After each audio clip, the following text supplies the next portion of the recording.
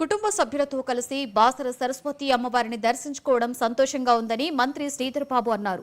ఏళ్లుగా పెండింగ్ లో ఉన్న ఆలయ మాస్టర్ ప్లాన్ ను పరిశీలిస్తున్నట్లుగా చెప్పారు. త్వరలోనే మాస్టర్ ప్లాన్ అమలు చేసి ఆలయాన్ని అభివృద్ధి చేస్తామని తెలిపారు.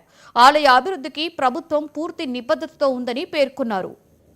సరస్వతి దేవస్థానానికి సంబంధించి అభివృద్ధి ప్రధానంగా అనేక సంవత్సరాలుగా పెండింగ్లో ఉన్న మాస్టర్ ప్లాన్కి సంబంధించిన అంశం కానీ